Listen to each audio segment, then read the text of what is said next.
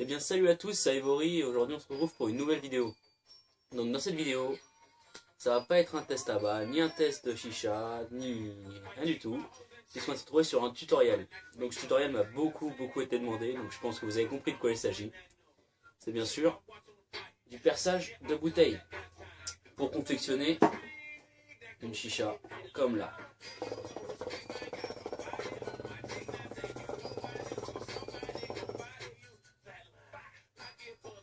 Donc pour ce, vous aurez besoin dans un premier temps d'une bouteille en verre, hein, bien sûr. Ça paraît évident.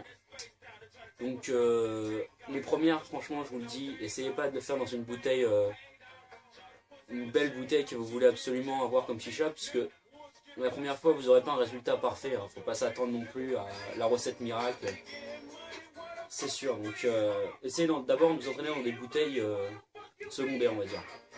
Donc ça, je la pose là. Vous pouvez aussi faire des bangs. Hein. Ça va être la même technique, hein, ça va toujours être la même chose. Donc pour des raisons de logique, en fait, je vais pas pouvoir la faire dans celle-là, ni vous montrer sur d'autres bouteilles comme celle-ci. Parce que celle-ci m'a été réservée par un client déjà, donc je pourrais pas vous la percer s'il avait d'une façon spéciale et je peux pas dans la vidéo vous montrer ce mode-là parce que ça ne correspond pas à une chicha comme on l'utilise quoi. Donc ici il vous faut une petite vis perceuse, donc je conseille une perceuse à batterie hein, tout simplement. Parce que celles avec les fils en fait ont une rotation trop rapide et ça va donner trop gros à-coups dans vos bouteilles, ce qui va finir par les brécher et donner un résultat vraiment moyen. Donc si vous avez, c'est beaucoup mieux. Ensuite, il va falloir le matériel pour le perçage. Donc pour le perçage, il y a plusieurs types. Bon, dans un premier temps, on a celle-là. Voilà, c'est une sorte de mèche diamant. Donc moi je l'utilise vraiment pas beaucoup, celle-là je l'ai acheté au début mais en fait je suis pas du tout satisfait, j'ai trouvé beaucoup mieux. C'est une cloche diamant, voilà. Donc choisissez le bon diamètre, là c'est du diamètre 12. Voilà, elle est tombée. Mais je peux aussi vous conseiller pour la suite une sorte de petite ponceuse qui va permettre d'agrandir le diamètre de votre roue si le diamètre de votre cloche est trop petit. Donc moi je l'utilise parce que en fonction de la taille du tuyau que je vais rajouter dedans et la taille du joint bien sûr ça varie. Donc le joint, j'ai oublié il est là. Hop là. Ensuite il vous faut un joint. Donc là il y a un joint de bang en fait, c'est les joints de bang que je vais utiliser le plus souvent. Après je vais aussi utiliser des embouts géniques là mais j'en ai plus. Et c'est vrai que ça donne un résultat beaucoup moins propre, plus amateur on va dire. Donc voilà. Une petite barre vite fait.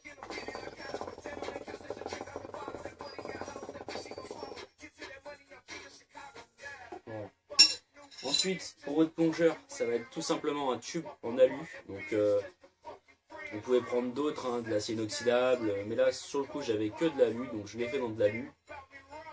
Vous achetez ça, chez Bricomarché ou n'importe, à 4 €, 5 €. Franchement, c'est un bon tuyau, ouais, il a une bonne taille. J'en ai déjà fait plusieurs sur celui-là. Donc moi en achetant ma cloche d'ailleurs, j'ai eu ça qui est des fournisseurs qui est vachement précis, qui permet de faire des travails beaucoup plus propres, mais vous n'êtes pas obligé de l'avoir. Donc un torchon, c'est important je pense, parce qu'en fait ce que je vais faire c'est que je vais mettre la bouteille sur ce torchon pour essayer d'aspirer un maximum les chocs. Il vous faudra aussi un petit verre d'eau, hein, pour réussir à refroidir votre cloche en fait, pour pas qu'elle chauffe et que votre verre finisse par péter.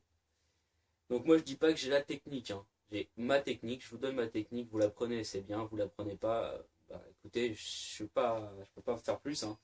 Je peux pas donner des techniques que j'utilise pas. Il y en a d'autres, hein, celles où vous mettez sous l'eau, sous le robinet, vous laissez couler de l'eau dessus pour refroidir au maximum. Mais je trouve, je peux pas trop le faire moi, parce que je fais ça dans ma chambre et que j'ai pas de robinet dans ma chambre. Donc, dans un premier temps, on va commencer par le perçage. Donc je vais faire dans une bouteille comme celle-ci. Hein. Donc ça va être le même procédé, c'est exactement la même chose. La seule différence c'est que c'est pas dans l'absolute. Parce que comme je vous l'ai dit, elle est réservée. Donc on la pose, hop. Ma cloche.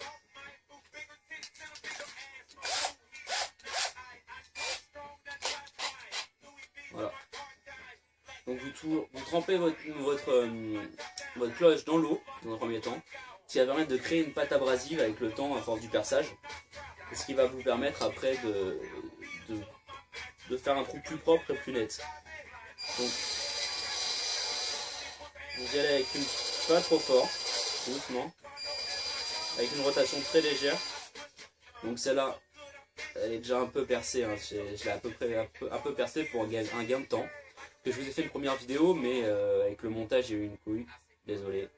Le format était pas bon, j'ai dû tout recommencer et à force avec le temps j'ai pas compris. Donc j'ai préféré vous faire une vidéo sur le coup parce que ma chaîne, je ne veux pas la laisser trop inactive longtemps, donc je vous le fais. Donc si vous avez cet outil en fait, ça va être beaucoup plus pratique parce que vous mettez dans le bon diamètre et vous percez, ce qui va faire que votre cloche ne va pas sauter, ne va pas se balader sur toute la bouteille et faire des traces dégueulasses.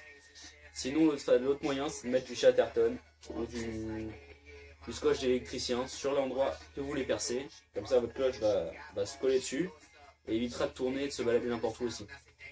Donc dans un premier temps, ce que vous pouvez faire c'est d'y aller un peu plus fort, donc il y a une rotation voilà, moyenne, histoire de faire un pré-traçage on va dire. Et ensuite vous repassez avec une rotation plus lente. Voilà, comme ça.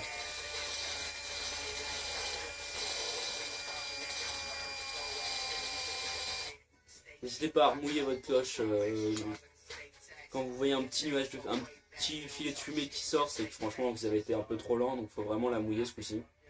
Et pourquoi pas la laisser refroidir un petit peu, et la bouteille aussi, hein, tant qu'à faire. Et vous repartez.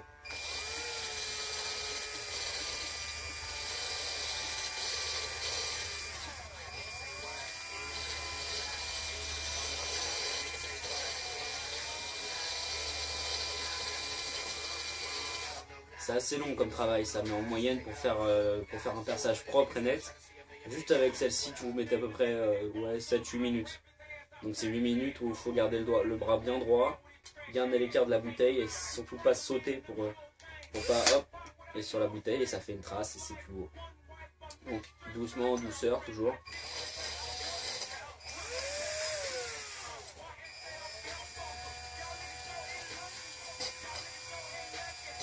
Plus vous arrivez à la fin, plus vous ralentissez vos tours en fait.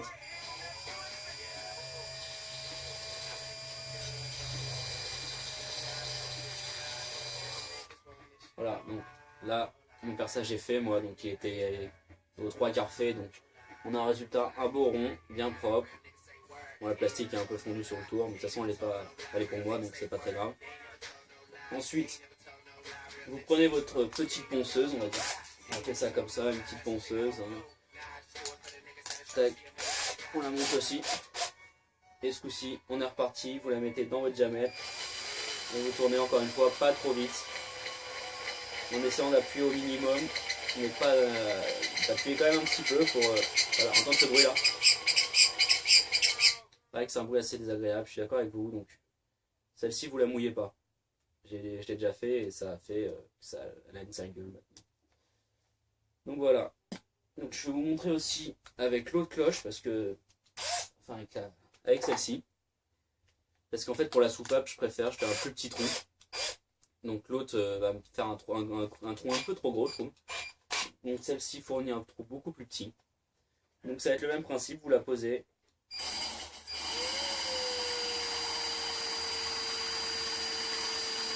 Hop, on mouille.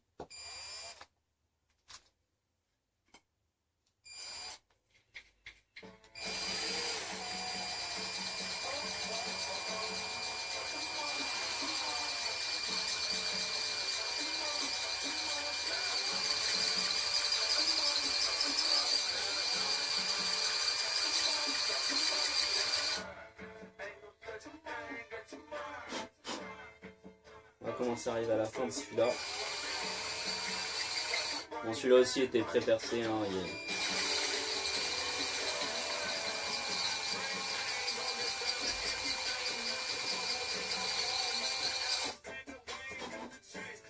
Voilà, donc ce coup-ci on va avoir un trou beaucoup plus petit. Et ça c'est volontaire, hein. Vous pouvez faire des trous plus grands, c'est vous qui voyez. Moi je préfère un plus petit trou, parce qu'en fait ça va être plus pratique pour ma soupape, j'aime pas avoir un gros trou. Puis j'ai plus la soupape, je l'ai vendue, donc maintenant on fait avec celui-là. Hein. Donc voilà, donc là le perçage est terminé. Vous la passez à l'eau froide, un petit coup là, comme ça, vous la nettoyez bien à l'intérieur parce qu'elle va être vraiment crade. Toute la sueur de verre, on va dire ça comme ça, ouais, de la poussière de verre qui va se mettre. Vous la nettoyez bien, vous prenez votre tuyau en alu, vous le coupez au diamètre correspondant en laissant à peu près ça de hauteur. Vous la mettez plus haut comme ça vous voyez bien. Hop voilà, là on la voit. Vous laissez ça de hauteur avec la fond de la bouteille. Donc environ une hauteur de ça. Vous coupez, vous prenez votre joint mode. Donc moi j'utilise un joint mode, c'est mieux. Hop, je vais bouger parce qu'elle est devant moi, c'est pas grave.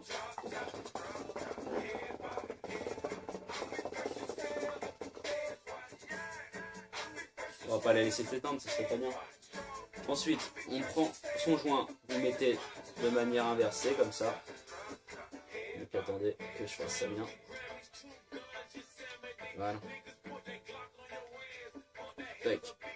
Vous le faites descendre à peu près. Là je ne vais pas la couper la barre parce que celle-là je ne vais pas l'utiliser. C'est une bouteille que j'ai faite juste pour la vidéo. Je ne suis pas satisfait à 100% du résultat donc ça vaut pas la peine. Vous faites descendre le joint, voilà, à hauteur. Donc là normalement il n'y a aucune fuite, l'étanchéité est nickel.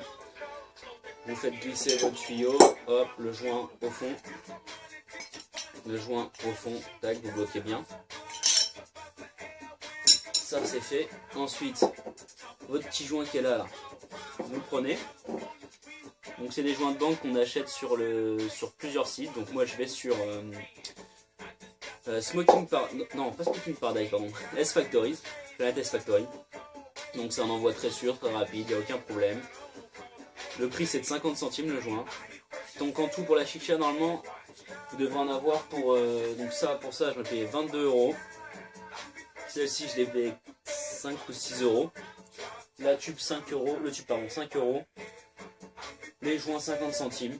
Après vous achetez les foyers, enfin si vous en avez c'est encore mieux. Vous faites tout ce que vous avez à rajouter et puis vous avez une chicha qui marche nickel pour à peu près pour moins de 50 €. Et vous pouvez en faire à volonté puisque le matériel ne suffit pas. Donc voilà, là on a son joint qui est posé dans la bouteille.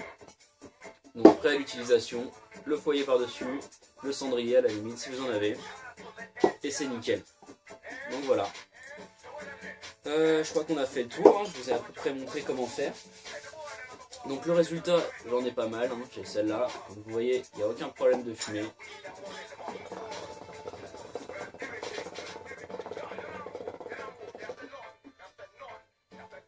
L'étanchéité est nickel.